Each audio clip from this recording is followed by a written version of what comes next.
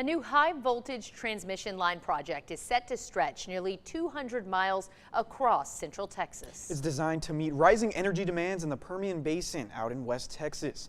Here's a look at the project. It's a joint effort by LCRA, TSC, and Encore. The design is 199 miles of transmission line with towers every 1,000 feet, and it would carry 765 kilovolts.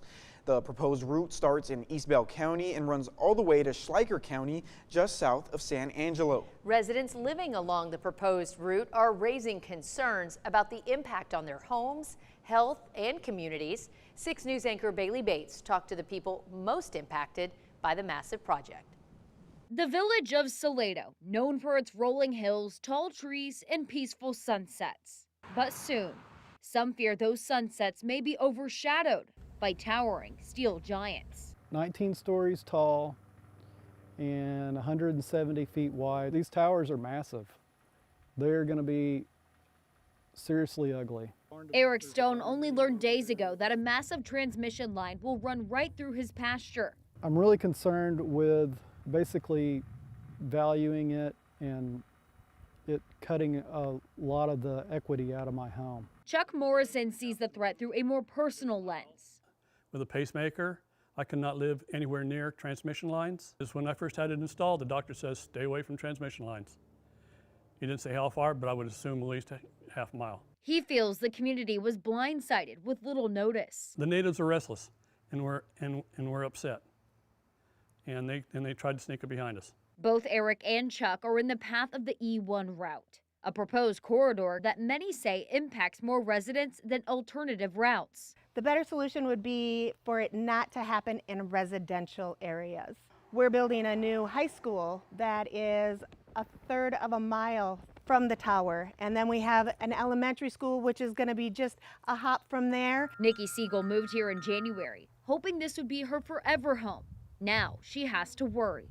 It's disrupting our lives, our culture, and even our wildlife. She started a petition to stop the project in Salado. We need to speak up, and we need to make our concerns, and we need to sign the petition, and we need to talk to our legislation. That includes Representative Brad Buckley of House District 54. It is of utmost importance that they stand before the people of my district and Bell County and really explain this project. The Bell County native agrees there has been a lack of transparency and public input for this project. As current law stands now, that a transmission project does not have to be authorized by the legislature.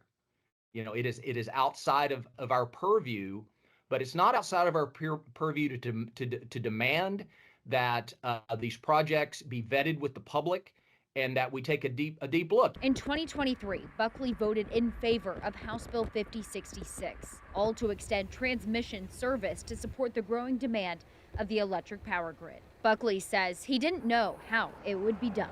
The bill did not propose any routes. It did not authorize any power lines. He is calling on those impacted by the proposal to weigh in, and that's exactly what Jim Holder has done. Lord willing, that this goes on a different path out through the country. The towers are planned to stand just 75 feet from his home, slicing through land that's been in his wife's family for more than 50 years. If it goes through, we will have to move. And they're going to do eminent domain on the land, which we won't get anything hardly for it, pennies on the dollar. And then the home, we won't be able to live in it. And he fears the project will carve a destructive path through the heart of a growing village. It stunts the growth of Salado in the future. For 6 News, I'm Bailey Bates. So if the project were to check all its required boxes, it would begin service in summer 2030. And a spokesperson for Encore said, in part, all the proposed routes could still change. Encore explained it's hosted 3 public meetings to hear from community members, and affected landowners will be notified to share their thoughts.